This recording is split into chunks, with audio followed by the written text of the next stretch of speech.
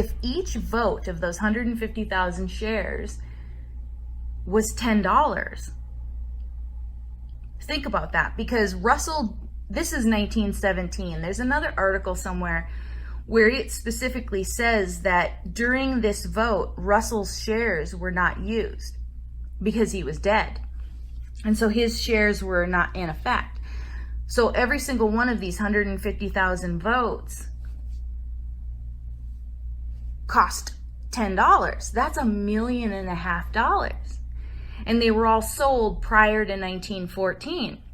That's in today's money. This is going to shock you because it shocked me. In today's money, that is the equivalent of about $50 million.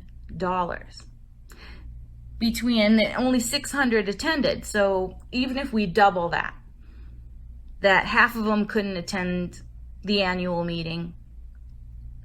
$50 million donated by that few of people. You because it shocked me. In today's money, that is the equivalent of about $50 million.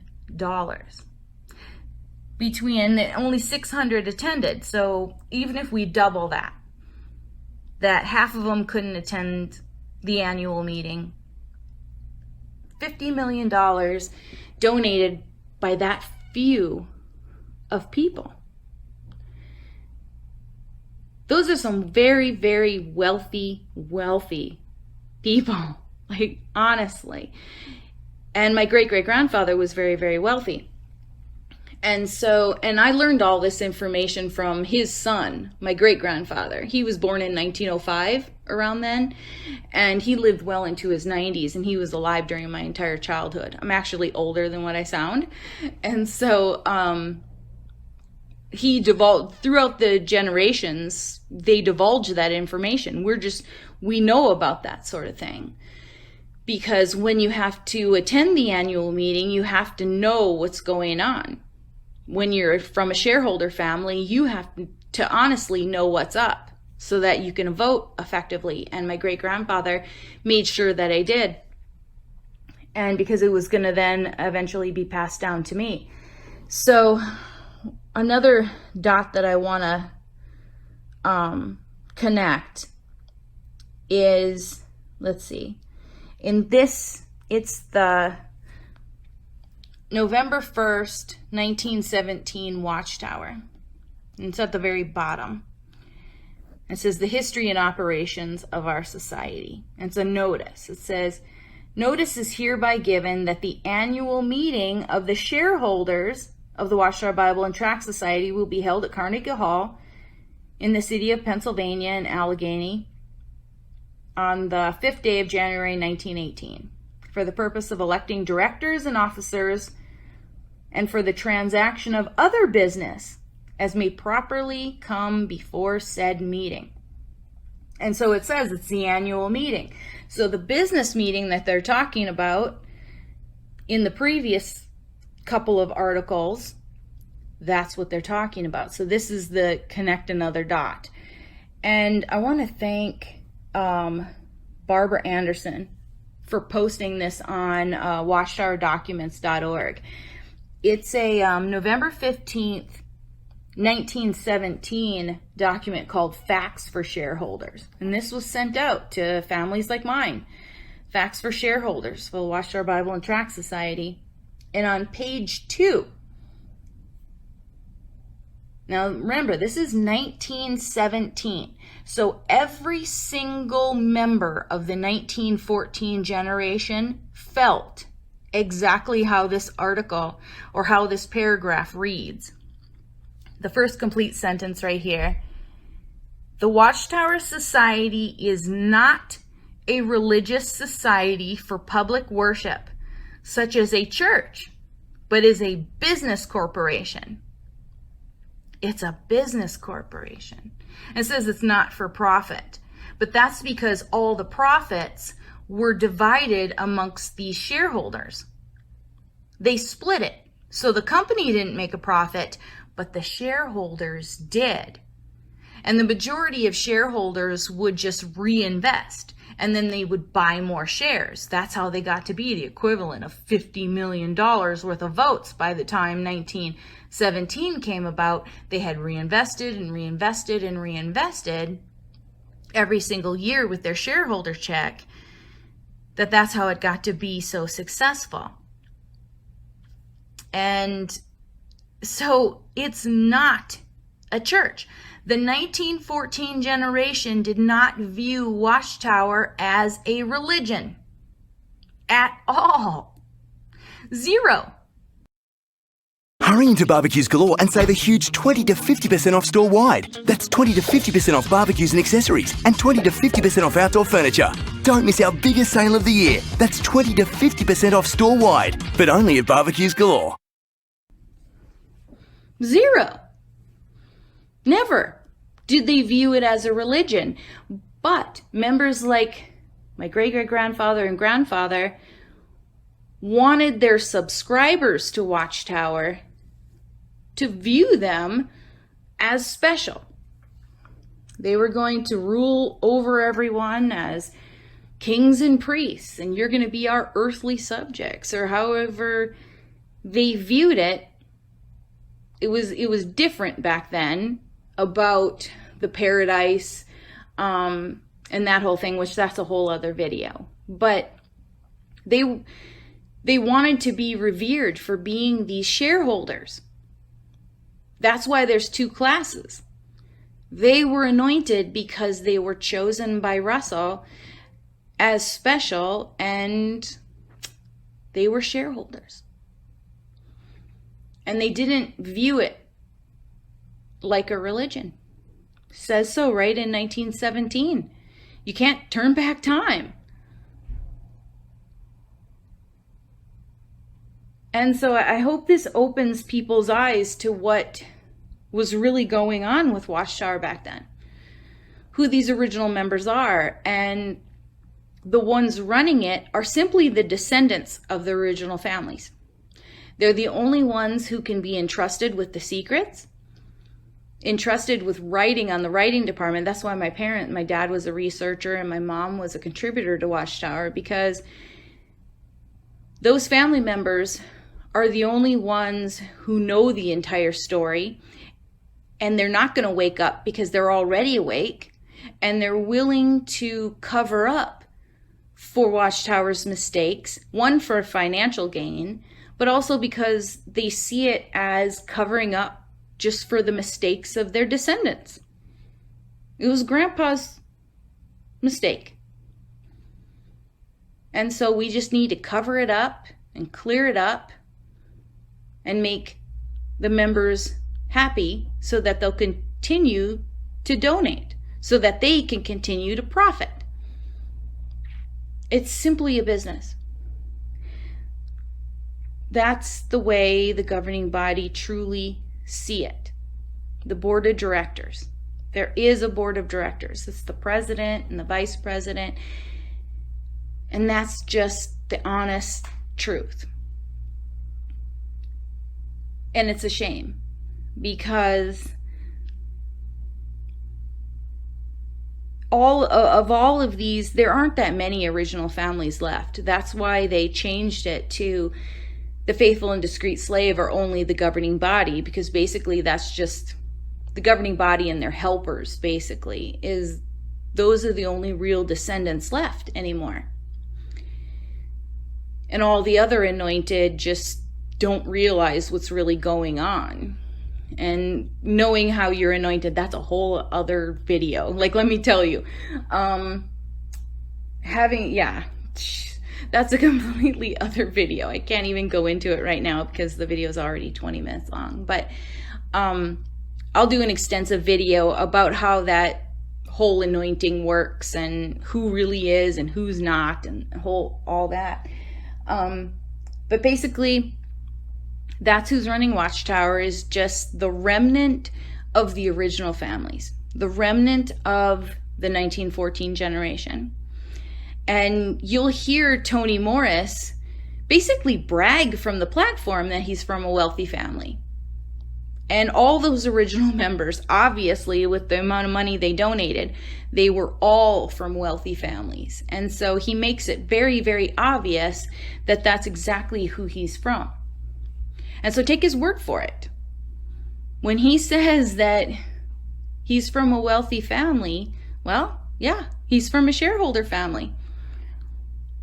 And I'll go into Tony Morris a little bit more because my family, my parents in particular, were friends of his, and there's quite a few stories I can tell about him. But so that's basically who my family is. They're shareholders, and that's why I didn't want to talk about it right away, because I was scared, nervous about just saying certain things, because when you start to kind of blow the whistle on things where somebody else hasn't really blown the whistle, and when other people's pocketbooks are at stake, when they know that, oh, wait a second, their whole livelihood could be at jeopardy because one person is starting to talk, it can be quite serious. And so that's why I haven't said much in the last year. But now I'm finally ready, and I'm just going to have a whole series of videos talking about what it's like to find out about those secrets of Watchtower. I remember sitting with my great-grandfather, and he would sit in his wheelchair, and he would just reminisce about the old days, and he would divulge things, and he would tell things. And it was so interesting. It was like him telling war stories, because my grandfather, he would talk about World War II. And so I just loved sitting and listening to the both of them talk about that. And I just learned so much from the both of them. And so that's what I want to recount with you, is just telling my family's history and everything they witnessed in Watchtower, everything they saw, because my great-grandfather, being born an International Bible student in 1905, I mean, he saw everything. He experienced Russell. He knew the things that his own father had divulged about Watchtower to him, and the things that he saw and the people that he knew. And so stay tuned for that.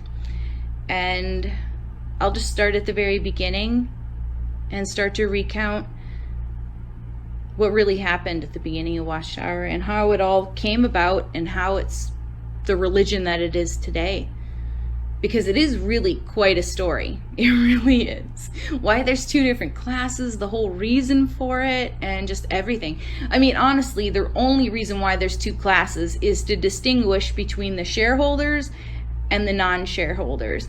And in between, other people didn't understand that that's what that was, and so then they started to claim they were of the anointed as well, so it got a little confusing, but basically that's what it is. So if you've ever claimed to be of the anointed in Watchtower and you're not a shareholder, or from a shareholder family, I'm sorry, but Watchtower has never counted you as an anointed.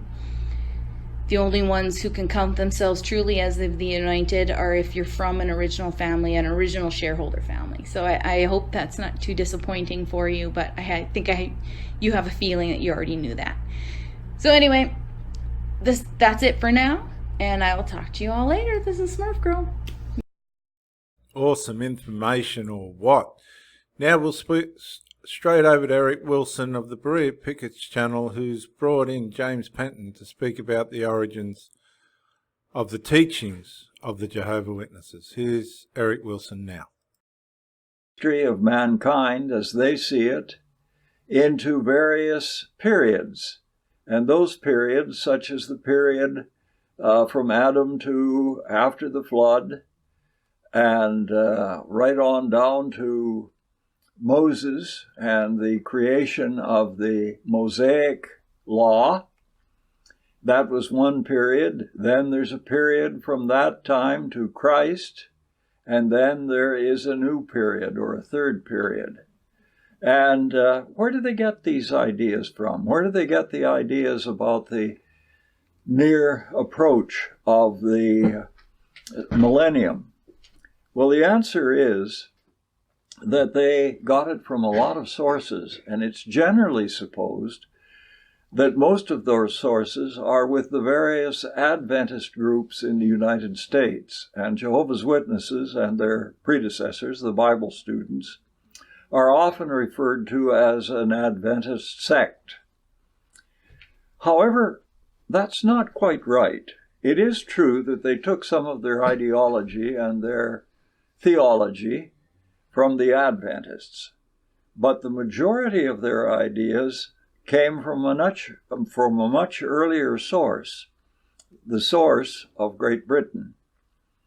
Now, if you go back into history, there were movements in the early church that emphasized the soon coming of Jesus Christ, or the second coming of Jesus Christ. That continued for some time, and some of the ideas of those persons in the early church have been taken over by Jehovah's Witnesses and their Bible student predecessors, such as the idea of a 6,000 year period from the creation of the earth down to the end of the sixth day, and they think of each day as being 1,000 years. That's an old idea that goes back several thousand years now. But, and then, of course, the seventh day is seen as the millennial day. But besides that, there are many ideas that they have taken that come right out of the Middle Ages. And from the High Middle Ages right down to the present time, there have been movements, many movements, that have marked a period which was to bring in the millennium, the second coming of Christ and the millennium. And we see this in the Middle Ages, the High Middle Ages. We see this in the Protestant movements in the 16th century. And we see it in the 17th century. And outstanding persons, many outstanding persons, believed these ideas. And one of these was the great English physicist, Isaac Newton. And then there were many, many others.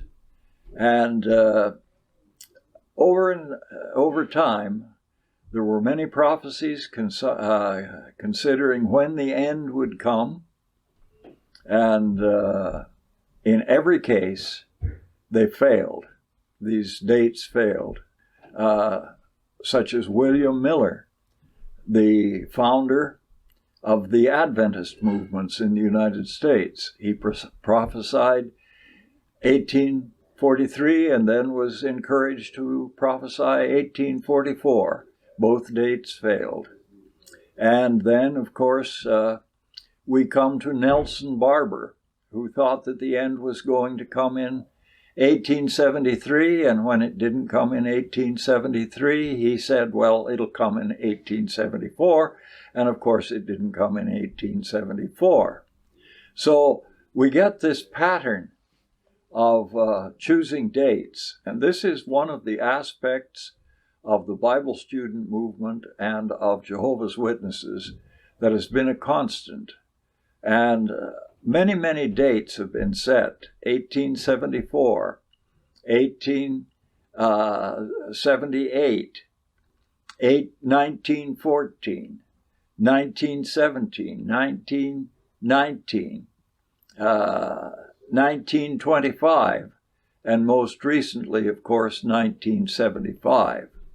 Well, these millenarian ideas have come about in a curious way. Now, in general, what has happened is that the prophetic books in the Bible, such as Daniel and Revelation, are generally used as the basis for this millenarianism and the selecting of dates.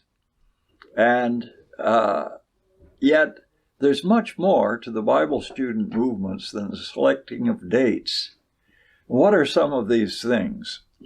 Well, one of the key events in modern history which is recognized by almost everybody, and certainly by historians, is the French Revolution. And the French Revolution was seen as marking a redevelopment of millenarian ideas.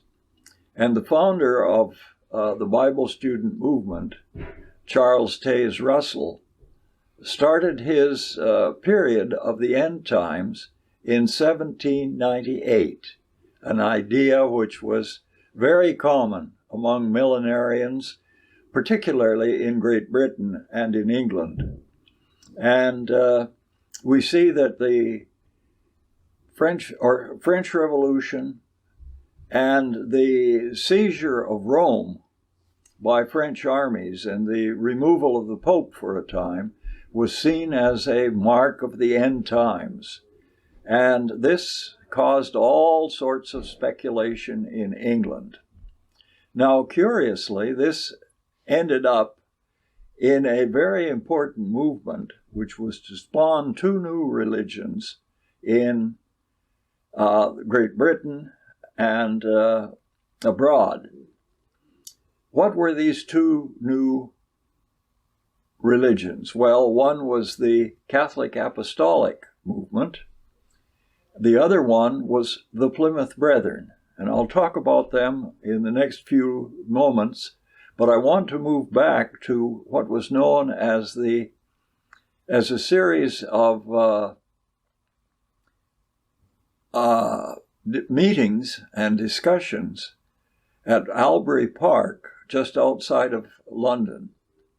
This was under the auspices of a man by the name of Henry Drummond, but there were many others there who were very influential, such as Edward Irving. Now, the Albury Park conferences were very important, and their ideas spread. What were some of the ideas that they had? Well, some of them had come to believing in a two-stage coming of Jesus Christ, coming with his angels and his saints and meeting the resurrected Christians who would join him in the air. And of course, those Christians who were still alive would also be taken up in the air in what is commonly called the rapture by fundamentalist Christians to our own day. This was a very important thing, but it was buttressed by someone else, and this is a curious thing, very curious thing. In 1767, the Spanish king ordered that all of the members of the Jesuit order of the Catholic Church should be removed from all of his dominions. And the result was that all Jesuits in Latin America and in Spain itself were taken out of the Spanish Empire and had to go into exile. One of those Jesuits was a Chilean, Manuel Lacunza y Diaz. And Lacunza y Diaz settled in a small community in Italy, Imola, and he became very bitter over what had happened, and he began to study a great many things in the past, and he came to disagree with the famous Catholic saint Augustine of Hippo. And he became a millenarian himself. He also took a position which was very Protestant, and that was that the Bible should be interpreted literally unless it was very clear that it was symbolic. He masqueraded himself as a Jewish convert to Christianity, and he condemned the Catholic priesthood, even though he had been a priest himself. Now, his works were never printed in his lifetime. But after he died, he accidentally died about 1801. He was drowned in Italy. But he left a manuscript of his ideas. And when Napoleon invaded Spain, some Spaniards got a hold of his manuscript and had it printed. And the leading revolutionary in what is today Argentina produced a work in Spanish of his very, very fulsome ideas. Now, it wasn't very long before those ideas began to be translated in other countries, in France, and eventually in England. And the man who translated Lacunza, as we should know him, was Edward Irving. He took off a whole summer to learn Spanish and translate the book. And it's a huge, huge volume. Now, he presented this to his fellows in the conferences that were being held from 1825 to 1830. And some of his ideas were to be carried on beyond that to another series of meetings in Powerscourt, Ireland. And one of the men who was present at these meetings was a former Anglican by the name of John Nelson Darby. And Darby was perhaps the most important spokesman for the ideas that came out of the Powerscourt conferences, which were influenced by what had happened in England. And Darby was to become a real evangelist for many of these ideas, including the ideas of Lacunza. And Darby came to the United States, where his ideas were picked up by a great many clergy and were common in the United States by the latter part of the 19th century. And many of those ideas were to be picked up by the founder of the Watchtower Society, Charles Taze Russell. And so the Bible students and the Jehovah's Witnesses owe a great deal to Darby and to the Plymouth Brethren and to the Allport conferences and to those that were in attendance on them. Now, these religious movements that were founded by them, by these conferences, still exist. The Apostolic Catholic Church died out in England, but it became the New Apostolic Church in Germany. And during the Nazi period, as one British historian has said, they became more Nazi than the Nazis. So the fallout from these conferences has been absolutely massive, and most people don't know about that. It's also true that the idea that Russell picked up about Christ's second coming came from Great Britain. The idea was, of course, that Christ would come invisibly. And that idea was kicked around by a great many people, largely evangelicals, many of them Anglicans, in Great Britain in the 19th century. And there was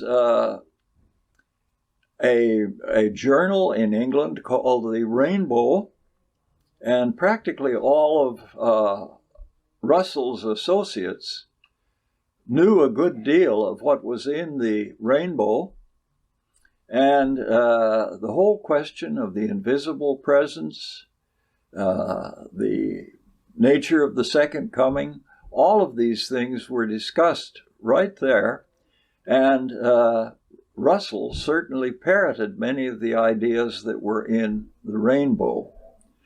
The person who was the overseer of this, the editor of this journal, for the last 2 years of its existence, was the famous Bible translator Rotherham, who produced the Emphasized Bible. And he was very warm to Russell because of Russell's picking up some of the ideas that he had. And so we see instance after instance of where the ideology for the Bible student movement and the Jehovah's Witnesses came primarily from Great Britain and not from the North American Adventist movement, although certainly it has to be said that Charles Russell had real respect for William Miller, even though he differed from Miller on many things. Miller was a staunch Trinitarian. Russell became an Arian, but many of the later Millerites became anti-Trinitarians. And even the Seventh-day Adventist movement, when it was early developed, was largely Arian rather than Trinitarian. Yeah, Dr. Jason Morrison, theologist again. I just want to say thank you for watching the videos, and I hope you got plenty of self-rediscovery and freedom out of it. If you watched it on YouTube, please share or like, maybe even comment. If you watched it on Facebook, like, comment, share. But most of all, get out and live. This isn't a rehearsal. You've got a one-off life. Don't let your loyalty and your faithfulness blind you to the life that you should be experiencing. Till the next video, thank you for watching, and bye for now.